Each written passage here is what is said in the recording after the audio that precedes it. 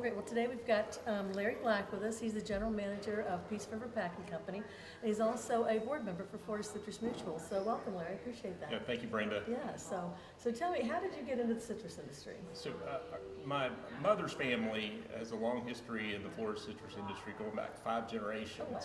Yeah. So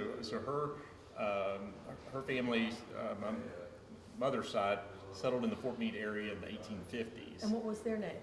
Varn is the okay. family name, Okay. and our son is named Varn Michael, That's honoring nice. the history. That's very neat. So we've got original land grant where the family at the 160 acres Wow. there outside of Fort Meade grew citrus, had a tannery. Wait, had a tannery? A tannery, What is- exactly. what is a tannery? They made leather goods, Okay. saddles, sort of thing in the mid-1800s. And then my great-grandfather was a pharmacist in Fort Meade, and he and several businessmen, citrus growers in the area, formed Peace River Packing Company in 1928. Oh my gosh. Okay. Right. That's almost 100 years now. Right, exactly. And then by the 1950s, he had bought out the other partners. So it was he was the sole owner of Peace River Packing Company, and it's stayed in the family since that time. So we've got a long history of the citrus industry, particularly the fresh industry. The industry is definitely runs through my veins. It's a big part of our lives. And then on my father's side, his parents had a small grove where he grew up on Lake Buffum. So both sides of the family. Which lake was that? Lake Buffum. Buffalo. And where's that at? Is that Just in Fort Meade outside as of well? Fort Meade. Okay. Right. Okay.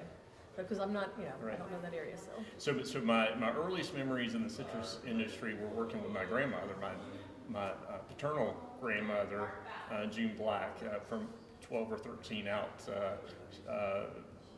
pulling vines and fertilizing young trees, sprouting, that sort of work. And then, always knew I wanted to be a citrus grower. People in a small town like Fort Meade in the 1980s, the prosperous families had a grove. With a small grove, you could send your children to college. Right. You could, 100 acres, you could drive a Cadillac.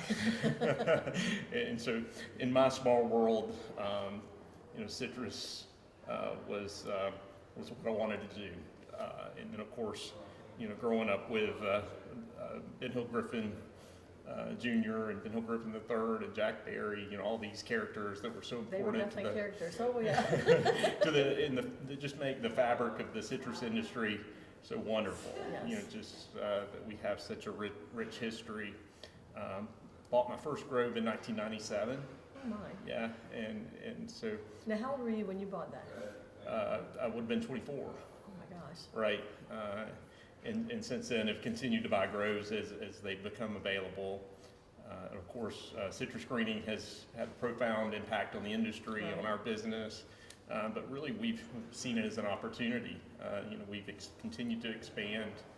We're concerned, like everyone else, about the future. But really, it's been freezes have defined the industry, and then hurricanes over the last 20 years.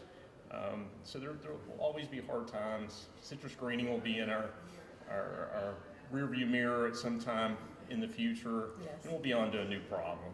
We've got a lot of resources at our disposal right now, and there's a lot of solutions in the pipeline. It'll be a systems approach where there's not just one silver bullet solution. Right. It'll be several things that we're able to mesh together, layer on one another, and prosper.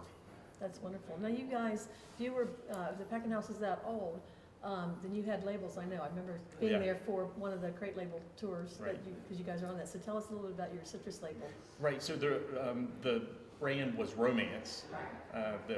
The citrus was always sold as, and there's the blue #1 label, red was #2, and then there was a green label as well.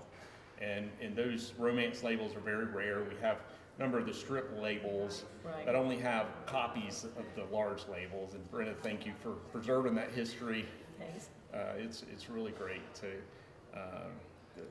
have those memories and all the just the colorful artwork. It's Right. just Well, a great Jerry history. Schicon got me started on that. In fact, I saw him yesterday, but he and Jim Ellis really just, when I saw those labels, it just Right. became a love of mine. But the romance label, like you said, it's a very rare label. Right. Do you remember how or knew anything why they chose that name? Right. I've heard the story. Dick Fort, who was general manager before me, he said that there was a salesman back in the day who said, "Don't give me a song and dance, give me a little romance," and that was the that was I Dick's. like that. I'm going to write that down. Yeah, that was Dick's version of how romance came to be. And there was also a Fort label. Oh, right. That's a really cool label, and also a Green Turtle. That I've only seen one label of the Green Turtle, but I it thought was. that was a Haines City label. There's also Green Turtle for Peace River Packing Company. Okay, I've not seen that, then, Yeah, I think. and, So. yeah. And do you know where that one might have gotten its name? I don't. Fort. Wasn't there a fort nearby? Right, with Fort Meade. Fort Meade. Exactly. Okay, but was there an actual fort there? There was. Yes? There was. I mean, Fort Meade's an old town, and so that goes back to the 1800s and General Meade, and you're making me remember my history that I don't remember. I've only been there one time, but that was when we did the Right. the dedication for the Right. label on your packing house. But Fort Meade was, it's a town about 6,000, hasn't changed much over the years, but there's really defined by the citrus industry and phosphate. Okay. So, there's still some great families that continue to grow citrus in the Fort Meade area. We're proud to be one of them. It's a great, it's just a fabric of the community. That's wonderful.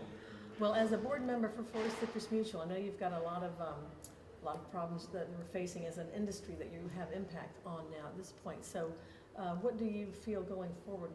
What is our future going to look like? Right, but just as always, research is going to carry the day. We're so fortunate to have so many resources directed at research, and it's painfully slow while we're in the mix, while we're waiting on solutions. But when we look back how far we've come, we already have better root stocks than we did when we first found greening. We have plant material, there's varieties. We know now Valences are more tolerant than Hamlins. Hamlins are more tolerant than pineapples. Those are things that we just didn't know 15 years ago. Right. So I believe with the IPCs, the individual protective covers for young trees, that we can grow the trees for about 18 months and then begin the bactericide injections after 18 months. I believe that's the system that allows the industry to prosper again. So we just need more time for that to prove itself, and then I think it'll be contagious. With prices like they are today, people will want to plant citrus. They're trying over $9 a gallon for orange juice. Unreal. It's Yes. unreal. So price isn't a problem. It's really production. Yeah. It's really production. We're working hard every day to take care of that problem. So how many trees are in the ground now, do you know? Do you know? I mean, are Industry-wide? Industry-wide? I think about 350,000 acres. I'd have to do some math on Acres, we can go acres. I guess. right, on trees. But it's a little distorted because there's so many acres that are in various stages of abandonment. Right. And good growers are good businessmen too, and they know when to pull the plug. And so there's a lot of acreage that's in this, I'll call it twilight zone between production and abandonment that distorts the acreage. Okay. But there's still a core acreage in Florida that's very productive, not as productive as it used to be, but it's productive, profitable, and those are the seeds for the new industry. And it's going to take a massive replanting to get production back to a sustainable level. Right, but with the things that we're doing and the improvements that have been made through research, do you think that once the commercial community sees that it might become viable again, that you're going to get more investors back in the picture? No question, and that's helped us when you look at the industry throughout time. As recently as the 1990s, the responses really to the freezes. Capital came in from within the industry, but also outside capital flooded into the industry, helped with replanting, and of course the story. We overplanted, had years of oversupply, but there's citrus is Florida's signature crop for a reason. Absolutely. The soils, the climate, perfectly suited for growing this crop. it's a wonderful crop to grow, and there's no question it'll be replanted in a big way very soon. I'm looking forward to it. Well, thanks so Me much too. for being here with us. I appreciate that. Thank you, Brenda. Thanks.